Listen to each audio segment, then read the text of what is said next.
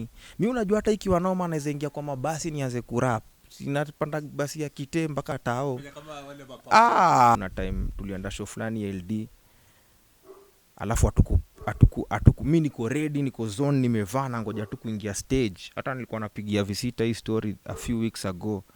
Na ilimnini sana cause alikuwa na imagine sasa mdosi amekuja amesema Kenrezi yako wapi? Hiyo ni 4:03 asubuhi, show hatujapiga. So immediate response ya msichana kumanage anasema ati Rezi alikuwa amedozi, yani Rezi alikuwa amelewa. Mimi usema live ukiwauliza anything that I ever did to them wrong, unajua hakuna hata moja.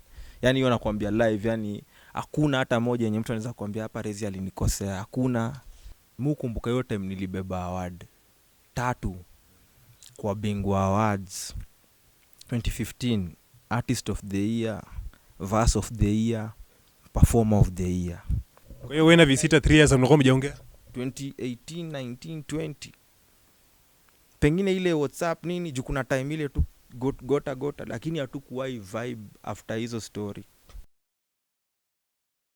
Bana mtazamaji wa Ramakay Online, mambo vipi?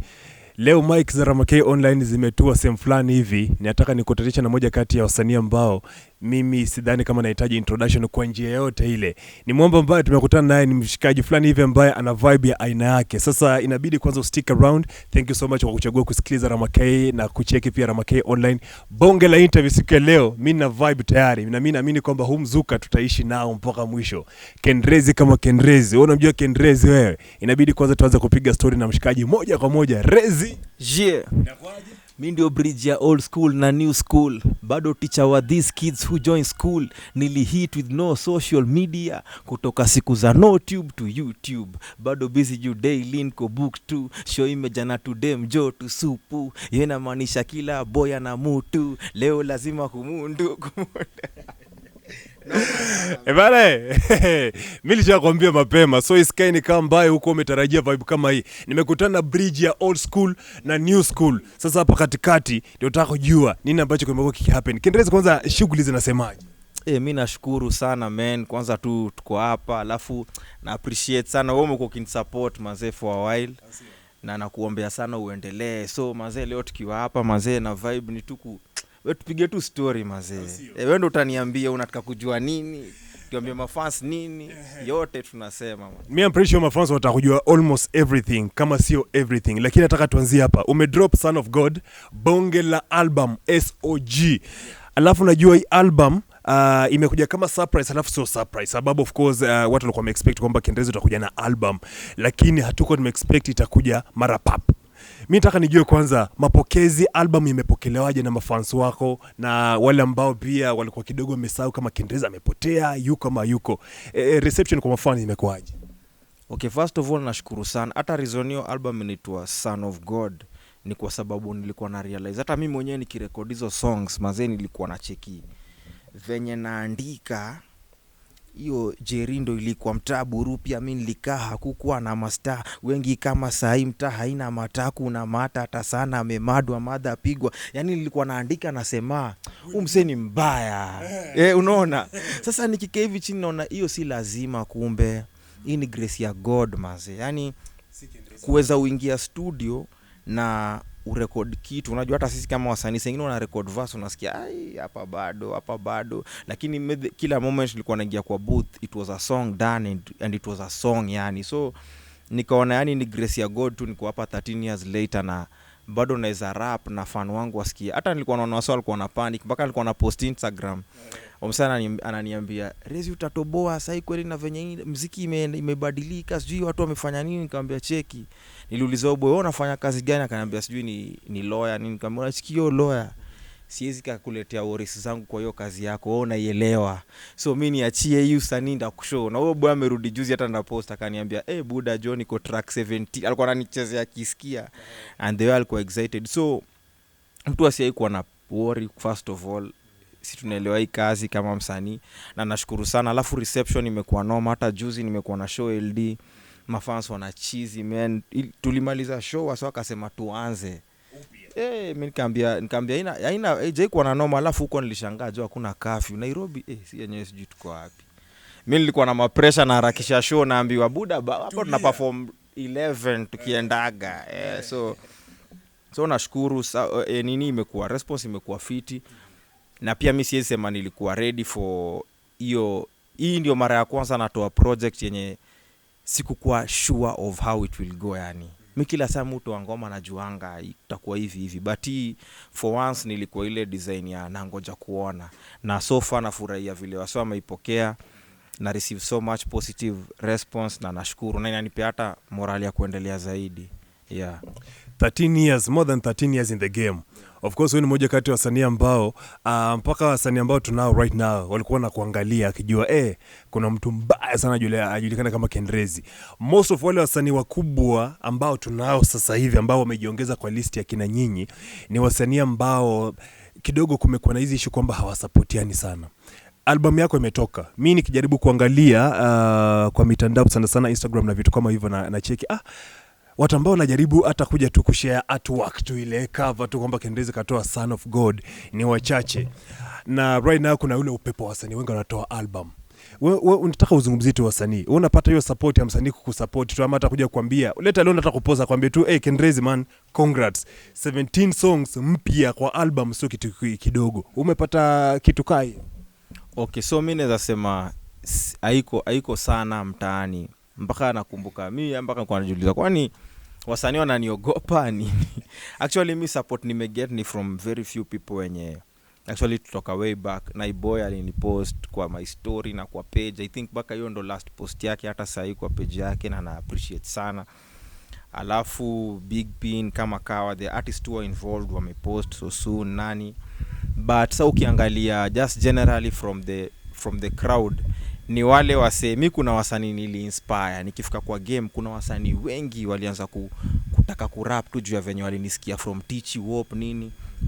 Au by the way ndo wengi. Kuna wasanii machipukizi wa Kisumu, si ati ni wako chini sana mahali wako. Kuna Vector yani watu wenye yani unaona hawa ni wasanii wanapenda hii muziki na wanapenda kuona. Ni kama mimi kusema ukweli venye niliona Lil Wayne alitoa Kata 5 after ile break alikuwa nayo ile shida na Badman. Mimi nilikuwa nimebambika yani amerudi. So kuna wasanii wenye niliinspire wana filivo ambao nimeona wamepost, mostly ni wasanii si wakubwa vile, but my fellow artists wenye nilikuwa nao kwa game na wenye walikuja before me, si kwa ubaya nimejaribu mpaka ku reach out kutumia wasee. Yani ile unaangalia jamaa akinipostia inaweza kuwa milestone, inaweza saidia juu Instagram yangu ilihakiwa, YouTube yangu ni mpya. So just support direct from watu kama hao inaweza saidia sana cause the music is dope, mafans wamefurahia. So mimi kwa tuna mafans jo. Mafans nayo wameshare hii kitu ni kama sijui nini. Hata ile time nileka poster Facebook ilikuwa na kama over 60 shares. So mafans wangu nayo wana come through. Lakini nimezoea man, mimi nimezoea kuingia hiyo design. So nikipata support ya pia ma presenters kama nyinyi mazee inakuwa fresh, of which pia wengine ni Kenya man. Pigia mpaka presenter anakuambia vile ni noma bro, unajua tumepanga na unajua the same presenter mtu kama Mbosso ama whoever akikuja Kenya leo ata cancel whatever alikuwa anadu na ampatie interview hata kama ni 10 minutes ama amkimbilie mahali yuko. So mimi naweza sema tu Mbona vile tu umesema, sorry kwa kutekatiza, lakini umesema msanii kama Mbosso, msanii wa nje, tuseme tu msanii wa nje akikuja saizi, hata wasanii wa Nigeria right now wanamiminika hapa JKA kama nini. So wakija hata kama mimi kama presenter, acha nichukulie mfano kama mimi kama nilikuwa nimeshedule mambo mengine, una this is the only chance ya mimi kupata msanii wa Nigeria, so acha nimpatie hata kama itakuwa ni 5 minutes nimfix hapo. Lakini Kendrezi amenipigia 3 weeks ago, mimi namwambia ngoja tutaongea, kuna vile fix nini. Unadhani kwa nini kwa hivi? Me I think ni first of all wasiwa believe, alafu sijui ilikuja kufika mahali musema kuna ma presenter wengine unajua vile social media iliingia, si ikakuwa ni sasa tukiwa radio pia sisi tunaenda live. So I think kuna ma presenter wengine wakaona pia mimi napata tu likes mazee kama Rezi alafu mimi na ile gari Rezi akibai gari mimi na gari. Yani tukaanza kucompete na mtu mwenye anafaa kukusupport. Because we believe presenters, DJs and artists ni watu wako kwa the same, sisi tuko kwa industry same, tunafaa kuwa mabeshte sana. Yani nikikuona mahali Ramake hata kwa club lazima unakunywa nini, pewa 2 kwa bili ya bazuu.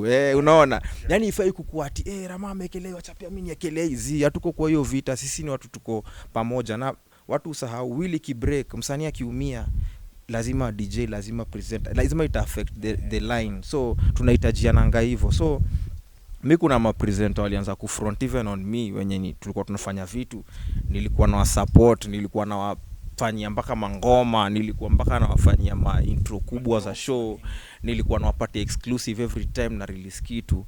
Lakini unapata jamaa unaongea kuna actually nakumbuka nilipigia Jalas, nilipigia Tuva, au ni a few people wenye mimi na believe it doesn't matter where they are kwa game sahi, hata kama ni wase wa bigi na wako na influence bigi, but ni rezi man.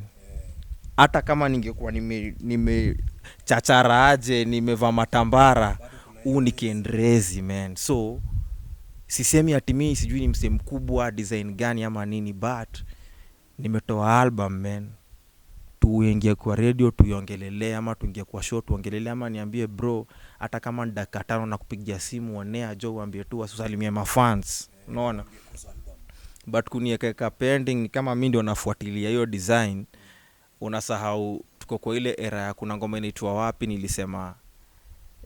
nimesema hivi industry squeeze social 60% industry squeeze social out of 10 ma TV na zipangovo, but unaona still na respect media cause many li grow from media. So hata nikisema 60% industry squeeze social inamaanisha I know there is 40% you must be played on radio. Hata sai president akitaka ku announce kusema Kenya curfew imeisha, hata andika yuko Twitter, si wana baadaye anakuanga ameisema mahali kwa TV ama kwa radio officially, ndio inaingia mtandao. So there is power in media na mimi na respect sana.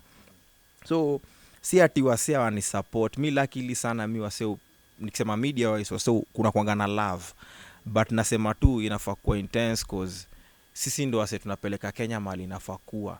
So ukiona msanii ameputinwa hivyo na akafika hiyo level ya ku release album, mimi ndio msee naweza fanya, si ndio tulikuwa tunafanya gata, si hata msee, sisi tulikuwa tunafanya kina Diamond wanakuwa na pressure huko mahali walikuwa. Judawa ya moto ikianguka imeanguka, hivyo ndo kuna ndanga ikianguka ni ngori, Dumbala, yani ni noma, tulikuwa tunatetemesha hawa see. Siku hizi wamechila, feel ni kama kuna juu kila mtu Kenya mwenye anatry kuduka hao, anaduka kama hao. So wanaona ni watoto wetu wote hao. Hakuna mtu anawaletea hiyo noma hiyo ya nani hapa na ile kitu, wanasikia hii ni vibe sasa ya mtaani. Hakuna mtu anaogopesha hiyo design, na sasa msee kama Kali na appreciate sana Kenya na do. Afu Kaka, alafu Meja, unaona. Kuna few individuals wanadu hiyo kitu vile inafaa. But sasa tukiwa na Rezi pia zone ni noma. So ni hiyo tunaweza sema yani. Walisema ukitoka grandpa utakufa. Na mimi nikatoka huko, si ndio huko ndio kukakufa. Hii line nimekaaje? Hiyo line iko tu sawa. Hivyo vile unaisikia na vile unaisema. Iko tu sawa cause unajua truth be told yani mimi nilikuwa msee, the moment nilihit hivi na Tichi ilikuwa song yangu ya kwanza, and mimi najua Kenya wasanii have kudundo hata ajulikane manze. Kuna wasanii wamekaa hata 10 years manze bado hajafika hiyo point. Sasa mimi Tichi, imagine one song ilinifanyia kitu. Misho yangu ya kwanza nililipwa 30k mpaka nilikuwa nasikia kuhepa. Nimetoka high school naona nika naweza ambiwa kuna basha tumekosea kijana. Yani unapewa hido uamini cash 1 2 3 4 30 nini, na mimi nimetoka high school mahali pocket money hata ni tao. Na hiyo tao ukipata pengine upitie maanti wengi, uchukue ruabe sasa unamaliza chuo unapewa 30k. Naanda mimi mtu akinitangashwa 30k na mwambia kwa unajua unanirudisha wapi bro? Hapo ndo nilianzia bana. So hiyo ngoma ilinifanyia Kenya wasanii ufanya na many years. So immediately kuna ngoma ya Paka nasemanga do it for yourself then do it for others. Sasa mimi immediately nilihit nikafikiria others. Sasa mimi nilianza na others. Ukiangalia hata video yangu ya Hope tayari akina Naiboy wako kwa video kwa ile ukuta, tayari nishaanza kuinua grandpa wasanii kama 12 akina TRG, rest in peace, Papa Dennis. Kulikuwa na wasanii kaa 11 grandpa wa new, na Pacho pia kuna wasanii kama sijui 10 ama wangapi wenye mimi ndio nikipata show na beba tunahaya mpaka Nissan. Kumbuka Pacho tuko na haya Nissan tunaenda wote, akina Timi, nani, Kaltos, Gina Idil wote. Sasa Kenya nilikuwa na do, no wonder unaona kila msee alipitia hiyo path yangu ni performer deadly nini. Jumini ilikuwa sasa sikuwa naweka wa curtain raise, nilikuwa naingia na perform. Sasa ile show yangu imeshika katikati, sasa ile warp sasa nini ndio nawaita mmoja mmoja. So unaingia kwa stage na ile pressure ya show ya Rezi iko hapa, sifai kuishukisha juu after mimi anarudi. So wote walikuwa ndio unaona kuna kuaga na kitu almost similar na sisi wote wenye tulikuwa kwa hiyo rende. Ni watu ni wabaya kwa stage, watu wana energy tu fulani. So nikainua hiyo Pacho, nikainua hiyo grandpa, hata watu wajuangi beginning stages kabisa. Hata Refige hiyo time kwanza watu walikuwa wanamlenga grandpa. Hiyo jina kwanza nakumbuka hata nikienda course naambia visita kuna studio boy inaitwa grandpa. Hiyo time alikuwa studio fulani Mombasa. Nakumbuka vile walikuwa wanacheka hiyo jina. Yani wajua ilikuwa na sound, unajua unless something isemwe sana ingizwe vibe ndio mnaanza kwa grandpa ilikuwa na kafa. Yani ilikuwa jina. So mimi nikamwambia bro ndakaa maze. Kakuja fimbo ya kwanza hiyo ilikuwa trick fulani yenye ilikuwa ati ni mimi JI mtoto wa Nzega. Hiyo time ndo alikuwa pia bado Kenya. Sasa tumevibe. Waire by the way ni msempoa, hata alikuwa kwa album yangu ya kwanza Imagine. Alikuja mpaka Pacho mekaa na cheer up damu wa produce. Yani ni msempoa sana mhumble. Ndio tukajipata huko pamoja. So ile nimedungoma mimi naambiwa ndakuwa mimi na huyu kurudi after nilieka verse nilipata watu kama ngoma iko na watu 11. By the way hiyo ndo ngoma mimi uko ndani mimi uona hivi kama saa nyingine nimefunga macho moja juu. Yani ile ngoma mastering and everything hazikuenda venye juu unajua ndo tu time tu bado niko zone man, mangoma ziko juu alafu but na appreciate ilikuwa kitu fulani jo. So ukiangalia hiyo effort yote nilieka hapo. Mimi ndo nakumbuka hata DNA alinipigia after aliona sitoki, akaniuliza huko ni wapi. Alikuwa ile time alikuwa saved. Kaambia huko ni grandpa. Ati naona anapiga hizo mabit. Kaambia ni visita juu after kurecord sitoki na producer anaitwa Kenny Rush. Nikaichukua hizo vocals nikapelekea visita, alikuwa ngong hizo time. Kaambia mazee kamzuka kwa ngoma kuna umse hii student wa grandpa. Na wanda ukisikia sitoki tactically kila verse nimesema nani iko grandpa. Nilikuwa nimesema grandpa mara 5 kwa hiyo ngoma. It was all about to push the name.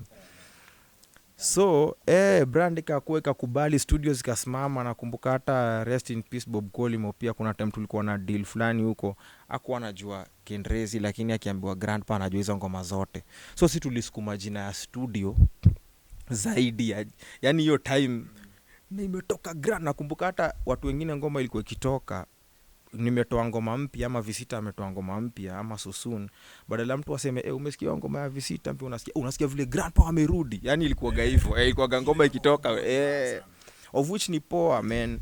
But sasa mazee ilifika mahali jo si contract yangu by the way iliisha hiyo time. So mimi najaribu kuambia ref mazee tufanye vitu hivi. Mimi first of all nilikuwa naona apart from zile vitu tulikuwa ruzana hapa na hapa zenye mimi kwa na feel kibiza zilikuwa zinaenda poa. Kama saa nyingine unaenda show unakamkugundua deal ilikuwa hivi, wewe uko unajua iko hivi. Alafu unapata saa nyingine mimi kwanza Kenya ilinikosea sana. Kuna time tulienda show fulani LD.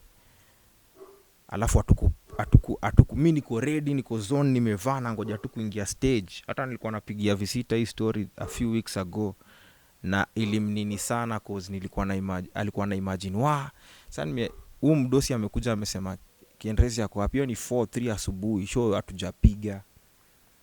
So immediate response ya msiana kumanage anasema ati Rezi alikuwa amedozi, juu alikuwa yani response nyingine yani msiana faa akuweke mbele hata image na nini hata kama ulikuwa unafanya hivyo. Rezi alikuwa amelewa. Mimi unajua sijai hata show ever life yangu. Yani hakuna show nishaitwa nikahata. Nilifeel vizi. Na hata mimi unajua mimi sipigangi hizi story juu na feelingi zinanirudisha mahali nasikia sisikii poa. So ali apologize ndio. But unaona vitu kama hizo unajua hiyo ndo the worst thing unaweza fanya as an artist, kwenda mahali na usipige show.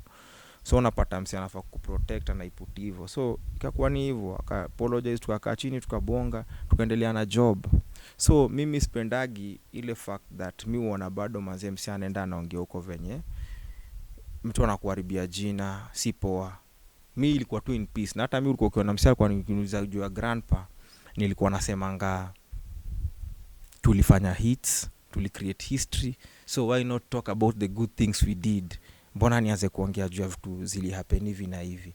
But unajua inafika time unaona huyu msisa anapush nini sana. So mi yani kuna vitu yani hata siwezi sema, but sana nilikuwa nasema yani unapata sasa hiyo time nilikuwa nataka deal ende hivi ikakuwa ni sawa, ikakuwa ni Sita sasa vice president, sasa Sita ipande nyingine pia. Na hata Sita by the way kuna time mili ni sana iliniuma sana ile time alisema ile video ya fuck crazy nini, yani nilikuwa naangalia bro jo. Alafu unajua wase wote mi usema live, ukiwauliza anything that I ever did to them wrong, unajua hakuna hata moja.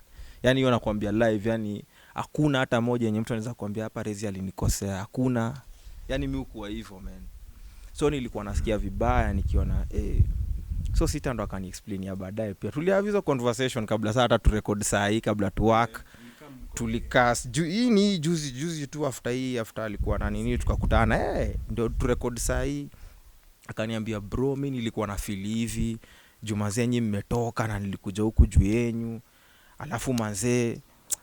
Lakini nikamwambia bro, me I was looking at that video and ulikuwa serious man, unaniambia hivyo. Yani mimi nilikuwa hurt sana hiyo time. So akaniambia, alafu unajua sasa hiyo pia uko solo, unajaribu kufight vitu zako pia ziende ati vile inafaa. Alafu on the other side unaona maboy wako ndo unaona sasa ilikuwa na feel some type of when ikiona tuenda mpaka launch zao, unaona vile wasa wana kutreat ikakuwa ni noma. So sasa tuko poa, bongana visita hata Refiga. Unajua the more una grow na realize in life man, relationships are important than anything else. Na uwezi burn bridge juu hiyo same bridge utaini on your way back. Mimi mpigia Refiga mpaka kuna time nikamshow before hata nitoe album, bro kama unaona tunaweza work man, mimi mtu kama mimi vibrant hivi nahitaji mtu kama wewe, hiyo vile wewe kuwa tu. Juu Refiga by then is hata not taking anything from him, alikuwa anajua kucheza hii game jo, alikuwa anajua kuicheza man. Ndio uone hizo ngoma hapo hazikuwa tu ati ni sisi tunatoa mangoma noma. Ule msee ni noma, ule msee anajua kuplay game na alituput mali inafaa, na hiyo mazee namshukuru sana. Heshima yetu ilibaki. Mimi hakuna msee alinidharau even after grandpa kwa sababu ya hiyo kitu alikuwa ameweka. Na mazee tungeendelea kukaa pamoja jo. Na hata sasa hivi nakwambia si ati hata Sita hata nani, si ati tunafeel angekuwa bado Refiga angekuwa ati ni fight yake na spirit yake. Mimi hata akaniambia leo bado anataka kudui kitu man. Uona imagine uone picha kesho kwa mtandao mimi Visita na Refiga tumesimama pamoja. Tayari jo mtete, watu watatetemeka East Africa nzima. And that is something mimi nashindwa mbona hatudu. Yani mimi sielewi mazee, na naambia yani inafaa tudu hiyo kitu man, na ni for Kenya man. Sasa hii inafika mahali it's not all about me ama nani we do juma zetu tunaweza shut down man. Na mimi nikisema nilitoka mazee ikakuwa ni noma. Juu hata kina Sita hii take time wakaanza kufeel ni noma cause mimi uko na direction. Na mimi hata ukiuliza Refiga kama kuna msanii hizi alikuwa sure hizi muangusha, hata aniambie Rezi unajua on Sundays juu anajua siwezi angusha, si lazima nipigie tena. Yani mimi uko tu hivyo. So nilikuwa so much a person who gave the direction pia mostly kwa vitu zilikuwa zinaendelea kwa studio. Sikuwa selfish. Mimi ndo nilifungua channel ya Grandpa ile nikiambia Refiga tuweke vitu pamoja. Ndo mtu akikamkuona video ya Rezi anapata related results dufla nani inasaidia kuleta watu pamoja na kuonyesha watu this is a home. Ni ngumu kuweka watu hivyo. Unatoa safi, kila mtu ana channel yake. Ni ngumu kuambia wasanii ati tuwekeni hapa noma. Juu kila mtu anataka mimi nataka yangu, mimi nashinda hivi kivyangu. But me was always about bringing people together na kusonga. Na sasa mimi naweza taka tu tuifanye tena man. Yani kabisa sina mali, sina mtu yoyote. Lakini ni poa pia ku air out issues zenye mimi usema tu contract iliisha, but there was so much pia vitu kwa tunafanyika. Kwa nataka sana to meet mimi na Sita na Refiga tu iron out vitu of which hazikuwa zinafanyika hizo ma meetings nyingine. So ni hivyo man.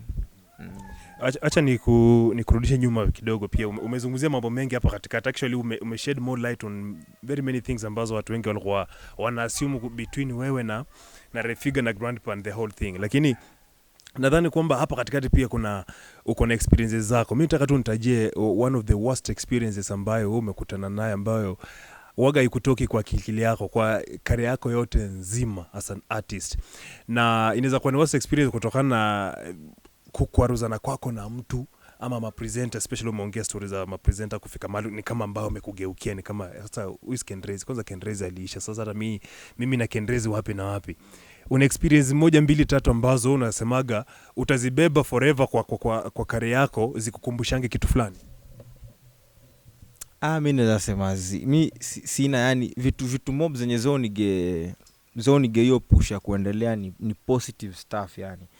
Mukumbuka sana victories than mukumbuka yote time nilibeba award 3 kwa Bingwa Awards 2015, Artist of the Year, Verse of the Year, Performer of the Year.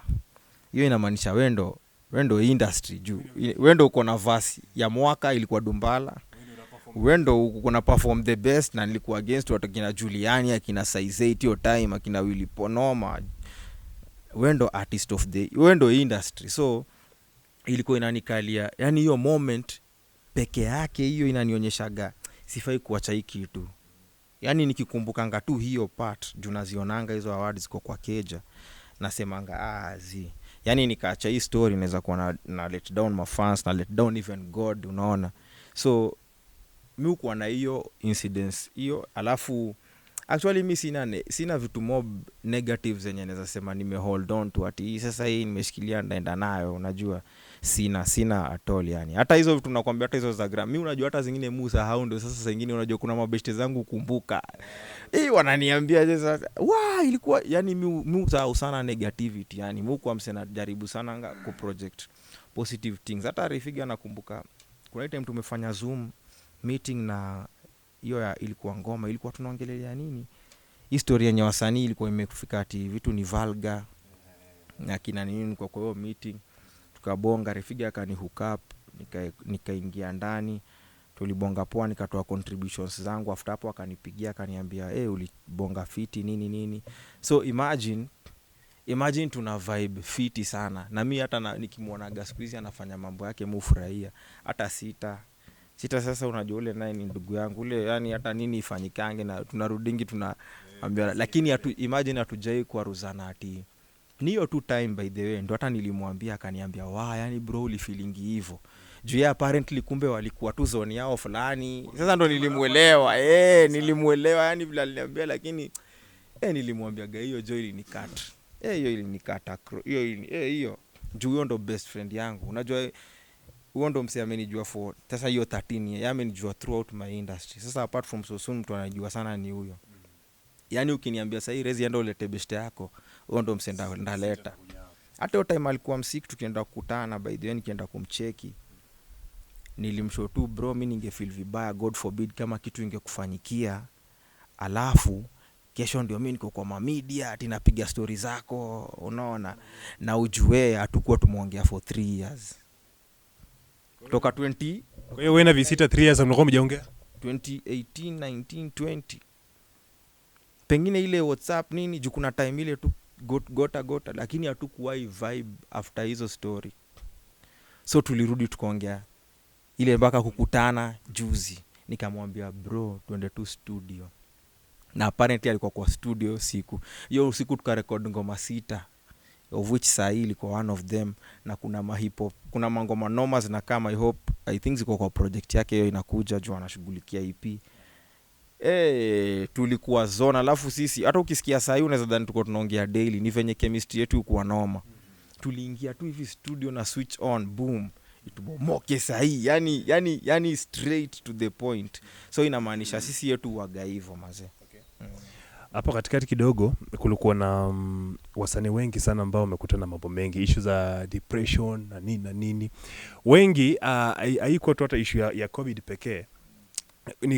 Kuna vile ambavyo industry kama ilibadilika kidogo. So nyinyi ambao mlikuwa mmekuja na vibe ambayo tulikuwa tumeizoea ni kama kuna watu ambao waliingia hapa katikati wakachange the industry mara moja pap. So wasanii wengine wakashindwa kuogelea na huo upepo, mawimbi yakawazidi. Wasanii wengi sana tulikutana na story nyingi sana. Kuna wale ambao waliamua kufichia chini kwa chini, alafu kuna wale ambao sio depression kikawaida, labda anakutwa na tatizo alafu anashindwa hata kujisaidia mwenyewe, inabidi wakam kwa media kidogo kwamba msaada. Wewe pekee, wewe sio wewe pekee, mko wengi ambao hatujakutana na story kama hizi hapa, lakini nataka nijue tu Kendrezi, maybe hapa katikati kuna matatizo ambayo ulikutana nayo, depression ambayo uliamua tu kufa nayo kiume, ama na yeye kidogo Mungu alikusimamia? Mimi nasema mimi nashukuru Mungu. Though si ati vitu zilikuwa poa, cause hata Bill Gates ameaffectiwa na COVID. Sasa mimi nani nidanganye watu ati nilikuwa sawa. So naweza sema tu ni ile mujiambia, as long as niko na talanta yangu na niko na 2 feet na mkono mbili na niko na wife yangu na watoi wangu, yani before nifike mahali sasa kilio sijui cha jamii, jo yani lazima nifanye kila kitu, cause sidhani kama nitajakaa niseme I've done everything, but nilikuwa nasema acha nitatumia hii kitu niko nayo, nikajaribu kurelease ma song hizo moja hazikuwa zina hitio design, ndio nilitoa ilifanywa na nikatoa cheza kaa wewe na mlipatana wapi. Hiyo time nilikuwa na push with so mimi nilikuwa nasema yani mimi nilikuwa ule msee nilikuwa naangalia naweza do nini. Mimi unajua hata ikiwa noma naweza ingia kwa mabasi nianze kurap. Sinapanda basi ya Kite mpaka Tao. Mimi nishaichangia boy fulani alikuwa na si ati ni boy mlemavu, lakini jo alikuwa mbeba pepa kwa basi, anasema msee nafanya album yangu nichangie tu. Niko na anaweza kuwa ni ukweli ni msanii nini anafanya mambo yake, nikatoa Rwabe kwa mfuko nikampea. Si juu ya anything else, niliona lazima kuna reason mse anafanya hivi. So mimi usema hata kama mbaya jo bro, nakwambia Ramake weka mic pale nini coach pale tuende pale nje mazee ni rapia wasee watanipatia tu finje nirudi mtani kule tunakula. So sikufika hapo, lakini I think ni cause mimi pia nakuanga nime project sana real life, sijipangi pressure mingi za kando ati lifestyle yangu ni fulani. So sinaga pressure ya kutaka kujiprove kwa mafans. Alafu mimi sitakangi kuangusha Kendrezi pia as a person juu mimi unajua mimi ni mtoto wa mamangu na babangu kama Ken, lakini sasa Kendrezi ni mtoto wangu, mimi ndo nilimleta. Siwezi taka akae mbaya in any way. So hata kama napitia nini personally, Kendrezi atabaki pale. Naona mimi hata ukiingia kwa page yangu unashindwa. Hata kuna swali kwa naandikia juzi jo, buda jo okolea bro wako mazee sita sijui nini. Sasa unajua hawajui venye tuna vibe na hawajui sita pia ni fighter, ameamua sasa from here now on mazee ni kusonga. Lakini mimi as a person na kuaga, alafu niko na support system poa pia, wife yo work hard pia unaona. Alafu si try sana kusema tunaweza do nini. So tulipush through man COVID mazee pamoja, na bado tuko hapa sasa. Hata anashughulikia album yake. Yani ni hatuwezi jialau tufikie hapo juu inaangalia sini heroes kwa watu wetu mazee.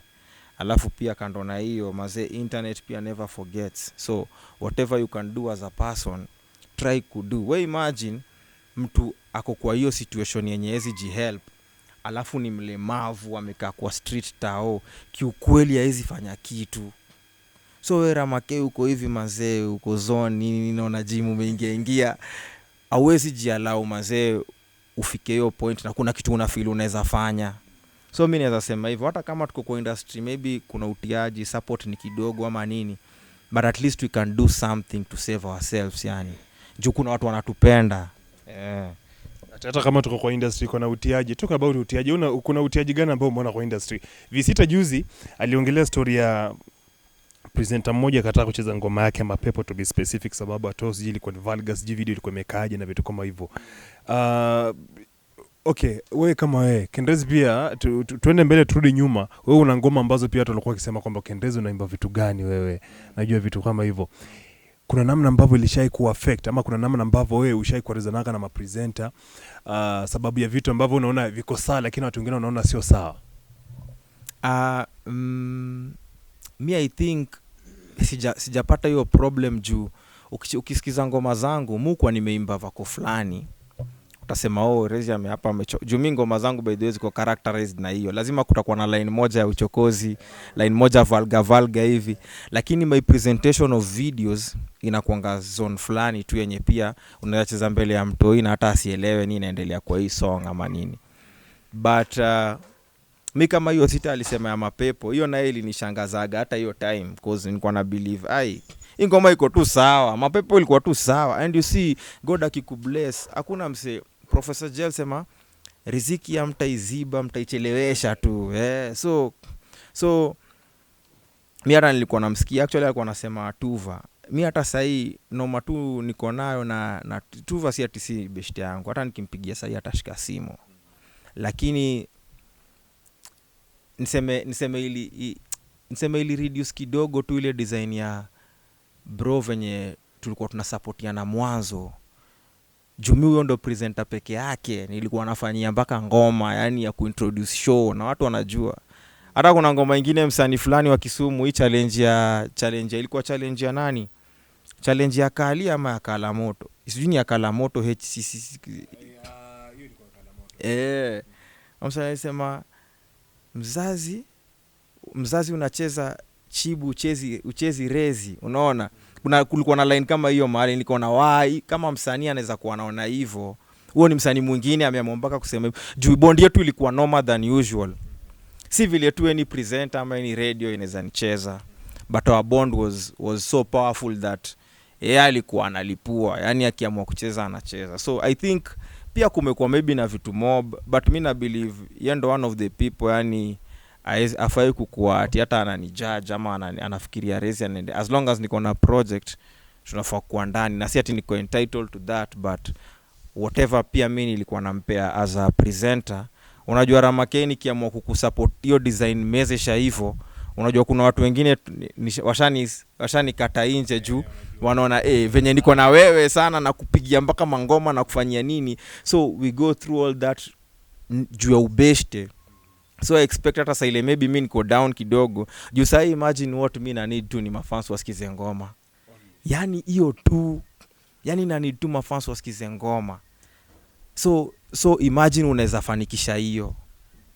Yani hiyo tu ndio kitu. Mimi unajua mimi hata si ati nilikuwa sitaki hata kupewa mimi nataka tu kudu job yani. Sitaki msee anige handout, sitaki nini, nataka tu msee anige platform. Cheza tu basi leo ulize mafans wakwambie response. Juu mimi najua mafans wakisikia itakuwa ni zone. So mimi nasema sina hiyo experience na mapresenter. Sasa mimi support sana. Akina Jalango pia akiwa maisha tulikuwa tuna vibe sana. Naomba tu yani wase wa respect. Huyu ni msanii, huyu ni mtu wangu, huyu ni presenter, huyu ni mtu wangu. Tufanye tu job man yani. But so far sina presenter nishai kwa ruzana na hiyo point ya mazee azi. But nashanga tu response yao siku hizi to something like niko na album mama, niko na kitu mpya, inafaa kwa tu to do man, niambie next week siku gani. So inafika mahali hao ni wasi hata siwapeangi ationgea na manager. Hao ni wasi wananiongelesha wakitaka kitu wananiongeleshanga direct. So mimi na expect mimi kiwapigia pia usinipige kwa schedule, basi pia mimi ndatuma manager wangu waongeage na nyinyi basi, unaona. So lakini naweza taka tu to do job man. Kenya kuna so much opportunity and love yenye tukishikana hivi.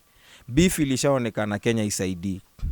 Beefing sisi inatuangushaga. So ni poa tukiwa pamoja ndio tunaendanga mbele sana. Kuna vitu vingi sana kwa hii conversation ambayo tuko nayo na wewe. Na najaribu kuangalia picha tofauti kidogo na nagundua mambo mengi sana, lakini nilichokigundua hapa ni kwamba wewe support ni kama ipo alafu haipo, yani kama inakuja inakataa. Unaiona uioni. Actually mimi situation niko nayo sasa ni anything you see from me, imagine ni mimi na mafans wangu yani. Hao ndo wase. Sulisikia line ya Sosuna make line kwa government.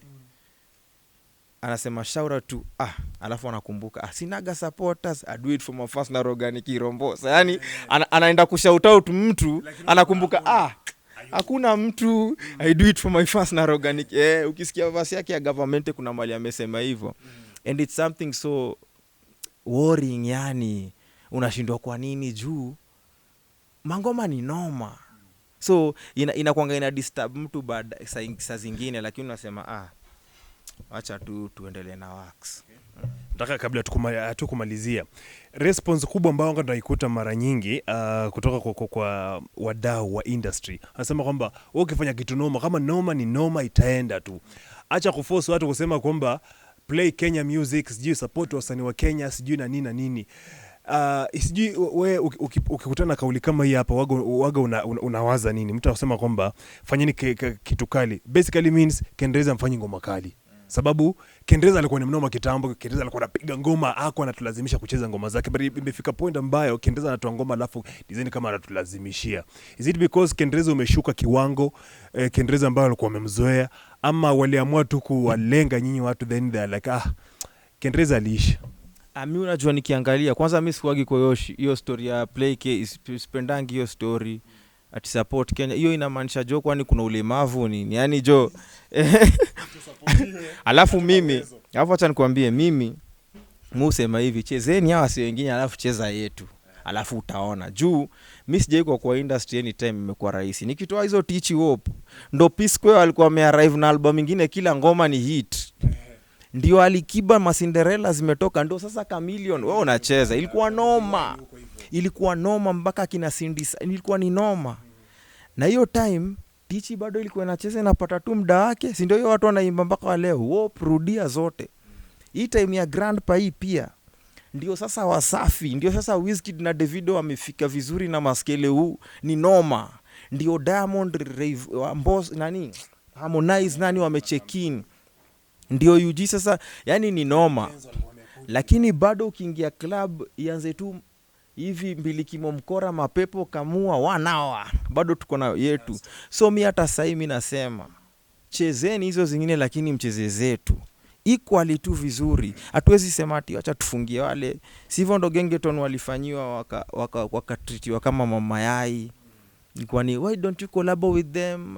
Tunawapenda. Hiyo upendo pia sana ikuangi vibe au grow vile inafaa. Mimi nikitoa teaching ndo sasa kinajua kale wanachapa bidii yangu, hakuna huruma, ndo Wairiana apigia sijui ni noma. Yani hakuna msiali ni bembe. Mimi hata siku ituaga ni artist, mimi ilikuwa tu ule jamaa unasikia umse wa teach cause it's no mercy. Yani na usipo receive you at times, na watu unaona watu kama akina Reckless bado wamestand hiyo test.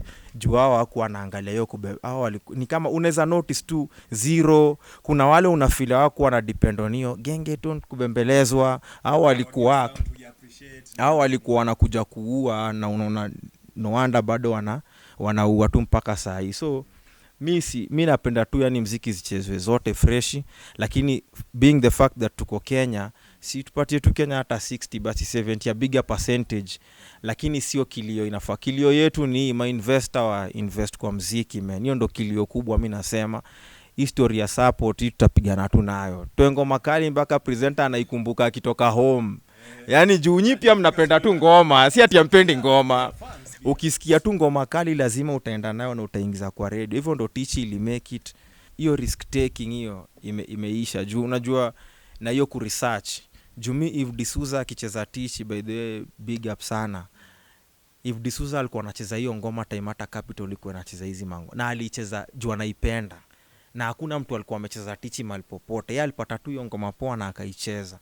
So una imagine tusipo research, siku hizi ati tunacheza vitu za trending. Mimi siku hizi naingianga club, najua playlist yote, najua DJ atoka hapa atacheza hii, tutaenda mapiano, tutaenda hapa, imeisha.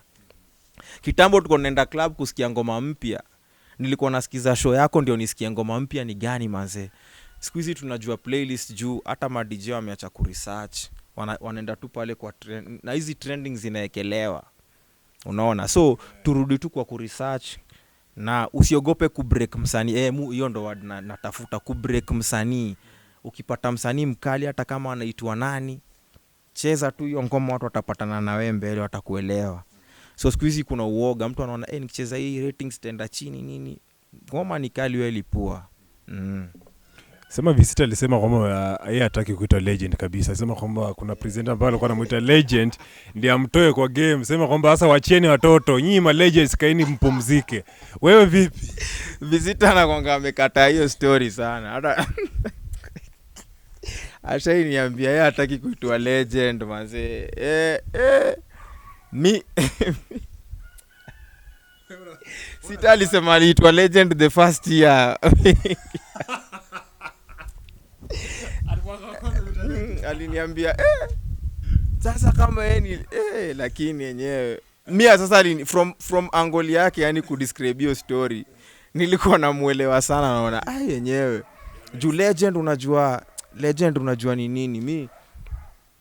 Mi I think naweza kubali hiyo jina cause kusema ukweli, even artist wise nimeput out an album, niko kwa ya pili, nimecreate mark ya me am now a property of Kenya. Si ati kitu ikinifanyikia ni mambo ya kwangu na familia yangu. Kuna Wakenya watasikia vibaya wengi, alafu nilibring a whole generation yenye kuna watu wana rap kama mimi wengi, unaona. Jipuka ni phrase watu wasanii wengi wanatumia out of diversity kwa ngoma zao. So I think nimemekio mark ya legend, lakini tunaendelea bado na I still got so much to do. Jumi wase wameni-inspire na akina Wizzy, akina Lil Wayne, nani, akina Jay-Z, watu wako kwa their 13th albums. Nikiwaangalia at my age tayari walikuwa wamefikisha 6 to 7 albums. So mimi na feel sijadu so much, na nijua hizo breaks zimekuwa kwa safari yangu unfortunately ya muziki, but yani na feel niko na still so much to present to my fans. Alafu hata ni breaking news, mimi nimerecord niko na album nyingine kuisha tayari, inaitwa Stories za Kenrezi, hata si siri ndio inakam sasa. Ndio Son of God well and good special nilikuwa nawasalimia na kuwaambia niko na Kenrezi amefufuka, and the best way was to do it with my songs. Ingieni mazemu stream kila mahali, Boomplay, iTunes, kila mahali nimeiweka, iko pia YouTube. Alafu msubscribe, niko na channel mpya. Nilinotice kuna watu bado wanatafuta kwa page ya Grandpa Jo. Hawajui niko na channel mpya, ingia ucheki. But kuna album inakam immediately, tumefungua 2022. Mtaipokea, yani sita specify month, but so far these 3 months tunasukuma Son of God kabisa. Mtaniona sana kila mahali, matua zinaanza kwa maclub kila mahali, yani nitakuwa nazunguka. So mimi nilifanya differently, sikufanya ati launch venye sana nafanya launch alafu wanaenda wananyamaza. Mimi sasa nataka kukimbia na hii album on a daily basis, ma videos takam, yani kuna vitu mobs zinakam. Na nisisahau jo kushukuru Messenger mazee, producer mwenye alipayonia hii album. Siku hizi anaitwa Dean Melo, alichange mpaka alirebrand. Yani album imekuwa safari mpaka mnaanza na producer akiona jina lingine, mnamaliza akiona nyingine. Alafu na Visita alikam through man. Visita by the way unani album. Sita anafanya produce album moja tu mzima, yani as a producer, yani hiyo ni deni, yani namwambia cause inafaa, yani inafaa ita make sense sana. Alafu Jack pia alikam through, nashukuru kwa ngoma kama 3. Hamadon the beat nashukuru. Big Pin, wasanii wote walikuwa involved kwa album. Videos pia alikam through. Nisisahau mtu Ambi Mandugu. Alafu Ambi ilikuwa funny cause nakumbuka kwa Sitoki nilisema mimi ndio ule msemli Ambi wana bounce kwa track kama Ambi wa Mandugu. Alafu unasikia beat wenda bounce. Then years later kupata the legendary producer ananipigia ananiambia bro nataka kutumia beat, na akanitumia bounce, nikarecord kama mtu kadogo. Alikuwa anataka, unajua Ambi pia ni mfani, anapenda hizo. So nilimpatia hiyo idea na akafurahia na akatoka dual album. So soon kama kawa huyo ndio mazee back. Bila huyo mazee mimi pia ningekuwa maybe nime give up at some point. Hiyo nipea so much strength to move. Nashukuru. Na wase wote Skyva, nani mwingine aliniekea Kaya amerudi. Pia anashughulikia projects zake na tumefanya naye one of the biggest songs. Ile kitu alirudi kutoka majuu. Hata alisema ana sponsor video. Kaya fanya mambo cheza kaa wewe tu video mazee. So mimi na appreciate na niko na support fan base tu poa, mafans wangu nimezoea kupambana na nyinyi, tutaendelea. Na nashukuru pia wewe Ramakia mazee, ile simu ulipiga wewe, niko najua uko unajua itakuwa kwa album ulinitumia, ilikuwa so significant to what was happening kwa life yangu. So nikasema hii ni track. Alafu unaiona imekuja after Last Supper. Juu Last Supper nazusha. Ukisikiza Last Supper jo nazua kuna naongea juu ya watu walini so ikiisha alafu usikie hiyo phone call alafu sikia ule jamaa anasema kwa watu walinifanyia hivyo tuachie Mungu, alafu the next track ni vile hii world iko set up lazima nijiombee. So the last part of your album ni napenda sana. Sana Bwana Rezi, mimi ni kushukuru sana kwa muda wako mzee baba. Ni tungepiga story nyingi na bado umetupatia a lot of exclusive, but mimi na appreciate sana kwa hilo mzee. Kuna ma punchline kidogo tu. Kuna ma punchline kidogo naweza taka kufungulia wasee akili tu kidogo kwa hiyo album. Kwa Son of God kuna mali nimesema usiwaambie shida zako just because wamekuambia zao. Hiyo ndio kwa tactic ya wasee wengine kukubreak kabisa. Na pia hizi vitu zina happen na wasee, unapata hizi ma relationships, unakutana na mtu mnakuwa mabeshte sana, unaanza kumwambia shida zako, kumbe anakudharau. Siku hizi pia watu wachukuliani fresh kama kitambo, yani ilikuwa ni bro ameniambia shida acha nimsaidie. Kuna watu wanazichukulia vingine. So be mindful of what you tell people. Alafu kuna line nimesema kwa wanajichocha, unaduizo makiki ushangiliwe, lakini kama ni feki si lazima we, na kubariki na mziki kipasta Ken, jitahidi usiwe hai tena uchangi we. Najua Mosha alikuwa taidi hai, naambia wase jitahidi usiwe hai tena uchangi we. Na kuna mali nimesema pia mimi na kupeleka mass today mde, ningekuwa mde mungeniita Vanessa, sister Vanessa naitwa mimi mass jo. Alafu kuna vitu mingi sasa, kuna breakdown sasa, kuna breakdown kwa hiyo album yenye watu wakisikiza poa utapata kuna maline hapo zinagusia vitu 2-3. So mimi nilitaka tu wasewa respect usanii. Nilinotice for the past few years mpaka ma comedian walianza kurap, kila mtu anafeel anaweza rap, juu imekuwa ni imba kadende simama kwa ukuta shoot videos So tumekam kuonyesha tu wasee ni noma, mpaka wasanii wa gospel wanakuja kwa secular na wanaimba sijui nini. So hata kwa ile kitu nimesema nafanya Bahati na Willy wataki kurudi gospel, presenter anatoa ngoma arudi station juu, yani watu wa respect tu. Kuna bars man, Nyashinski jo tufanye hiki sasa. Vile nimerudi nataka nikutane nao sasa. Juu kwanza arudi by the way sijamkaribisha vizuri manze. Sasa nataka manze sasa tuingie, it's a sport man, muchukulia muziki ka sport. Na nikiona msee mkali mufurahia sana Nyasha na ni challenge lyrically. In fact sasa hata ngoma nasikiza sana, my favorite ni ngoma Amedu inaitwa Washa, iko kwa album ya Alikiba. Manze vile ameka hiyo verse jo, yani ule msee uko wa zone. Sasa mimi nataka hivyo, wacha kila mtu atoe kitu noma alafu tupatane kwa jukwaa.